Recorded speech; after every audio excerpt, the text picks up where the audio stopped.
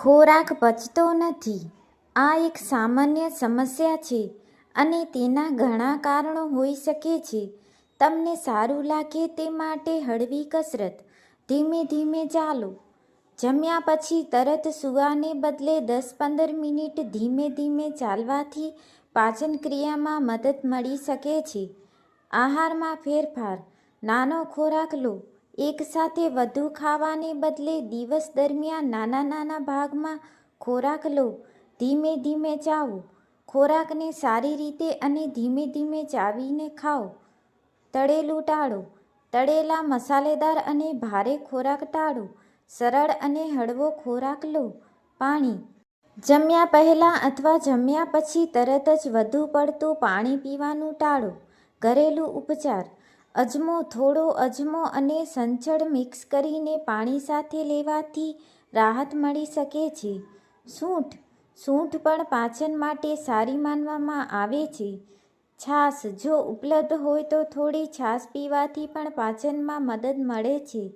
જો તમને પેટમાં ખૂબ દુખાવો થતો હોય, ઉલટી થતી હોય કે આ સમસ્યા લાંબા સમયથી હોય તો તમારે ચોક્કસપણે ડૉક્ટરની સલાહ લેવી જોઈએ.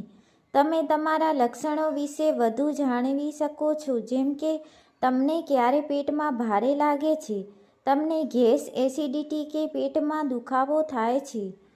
આદુ પાચન રસને ઉત્તેજિત કરે છે અને ઉબકા ઘટાડે છે. જમ્યા પછી આદુનો નાનો ટુકડો ચાવો અથવા આદુવાળી ચા પીવો. લીંબુ પાણી એસિડિટીનું સ્તર સંતુલિત કરે છે અને પાચનને સરળ બનાવે છે. સવારે ગરમ પાણીમાં લીંબુનો રસ અને થોડું સંચળ નાખીને પીવો. વરિયાળી ગેસ અને પેટ ફૂલાવાની સમસ્યામાં રાહત આપે છે. જમ્યા પછી 1 ચમચી વરિયાળી ચાવો. ફુદીનો પાચનતંત્રના સ્નાયુઓને આરામ આપે છે. ફુદીનાનો રસ અથવા ફુદીનાની ચા પીવો. જીવનશૈલીની ટિપ્સ. તણાવ ઘટાડો. તણાવ પાચન ક્રિયા પર સીધી અસર કરે છે. યોગ, ધ્યાન કે ઊંડા શ્વાસ લેવાની કસરત કરો. સારી ઊંઘ. દરરોજ 7-8 કલાકની પૂરતી ઊંઘ લો. અપૂરતી ઊંઘ પાચન સમસ્યાઓને વધારી શકે છે. જમવાનો સમય નિયમિત રાખો. દરરોજ એક જ સમયે જમવાથી શરીરની પાચન પ્રક્રિયા નિયમિત રહે છે. જમ્યા પછી તરત ન સૂવું. જમ્યાના ઓછામાં ઓછા 2-3 કલાક પછી સૂવાનો આગ્રહ રાખો, જેથી ખોરાક પેટમાંથી નીચે ઉતરી જાય. કેફીન અને એલ્કોહોલ ટાળો. કોફી અને આલ્કોહોલનું સેવન મર્યાદિત કરો, કારણ કે તે એસિડિટી વધારી શકે છે. જો તમને વારંવાર અપચો થતો હોય અને ઉપરના ઉપાયોથી ફરક ન પડતો હોય તો તમને કોઈ ચોક્કસ સ્વાસ્થ્ય સમસ્યા હોઈ શકે છે, જેમ કે અલ્સર અથવા ફૂડ સેન્સિટિવિટી. પ્રોબાયોટિક્સ ઉમેરો.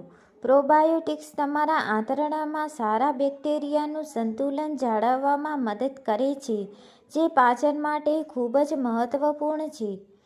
સ્ત્રોતો. દહીં, છાશ અને આથો આવેલા ખોરાક, જેમ કે ઢોકળા કે ઇડલી. ફાઇબરનું પ્રમાણ વધારો.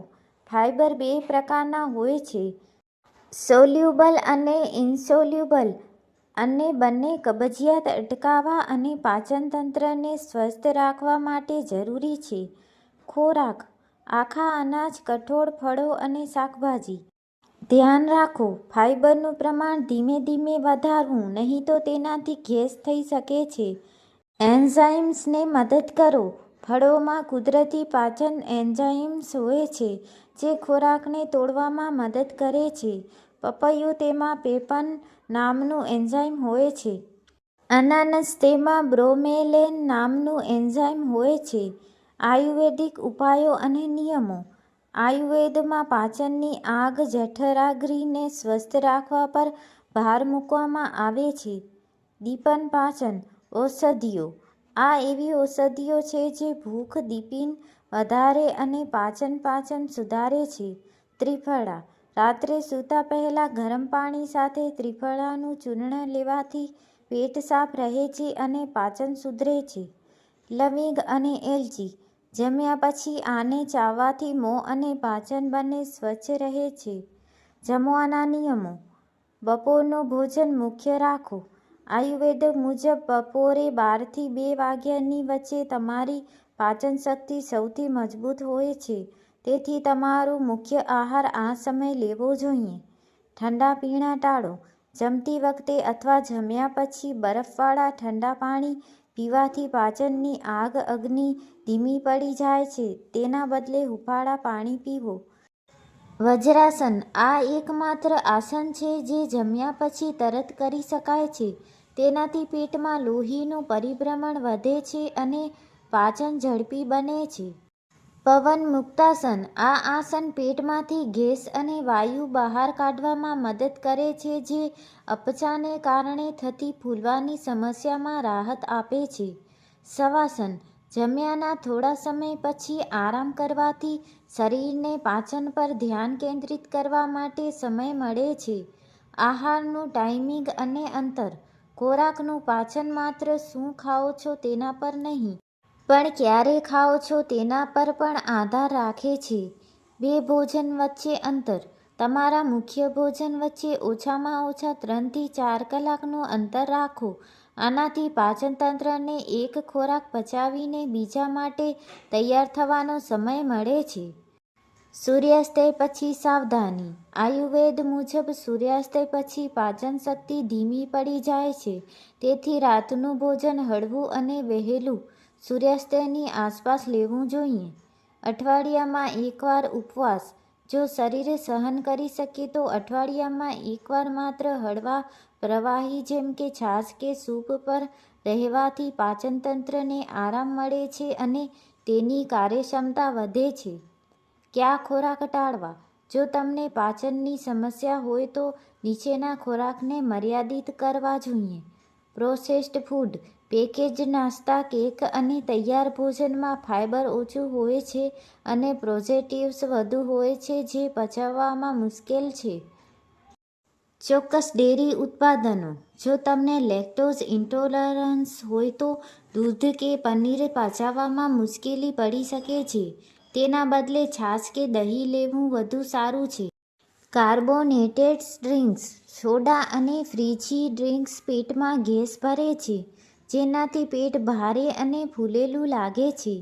આ ઉપાયોને તમારી દિનચર્યામાં ધીમે ધીમે સામેલ કરવાથી પાચનમાં મોટો સુધારો જોવા મળી શકે છે. શું તમે તમારા પાચનમાં મદદરૂપ થઈ શકે તેવા 7 દિવસના ડાયેટ પ્લાન વિશે જાણવા માંગો છો? પાણી. પાચનતંત્રમાં ખોરાકને આગળ ધપાવવા અને પોષક તત્વો શોષવામાં મદદ કરે છે. જમ્યાના 30 મિનિટ પહેલાં. જમ્યાના લગભગ અડધો કલાક પહેલાં 1 ગ્લાસ પાણી પીવાથી પાચન માટે જરૂરી હાઇડ્રોક્લોરિક એસિડનું ઉત્પાદન ઉત્તેજિત થાય છે. જમ્યા પછી 60 મિનિટ. જમ્યાના 1 કલાક પછી પાણી પીવાથી પાચનની પ્રક્રિયા પૂરી થઈ જાય છે અને શરીરને હાઇડ્રેશન મળે છે. શાંત વાતાવરણ. ખાતી વખતે ટીવી, ફોન કે કામથી દૂર રહો. શાંત જગ્યાએ બેસીને ખોરાક પર ધ્યાન આપો. સંપૂર્ણપણે ચાવો. ખોરાકને એટલો ચાવો કે તે લગભગ પ્રવાહી જેવો બની જાય. પાચનની પ્રક્રિયા મોંમાંથી જ શરૂ થાય છે. ભૂખ પ્રમાણે ખાઓ. માત્ર ત્યારે જ ખાઓ જ્યારે તમને ખરેખર ભૂખ લાગી હોય અને પેટ ભરાઈ જાય કે તરત જ ખાવાનું બંધ કરો. પેટને 80% ભરેલું રાખો. ક્યારે ડૉક્ટરની સલાહ લેવી? જો ઉપરના કોઈ પણ ઘરેલું ઉપાયોથી ફરક ન પડે અને તમને નીચેના લક્ષણો દેખાય તો તરત જ ડૉક્ટરનો સંપર્ક કરો. ભારે વજન ઘટવું. સતત ઉબકા કે ઉલટી. પેટમાં સતત દુખાવો. સ્ટૂલમાં લોહી આવવું.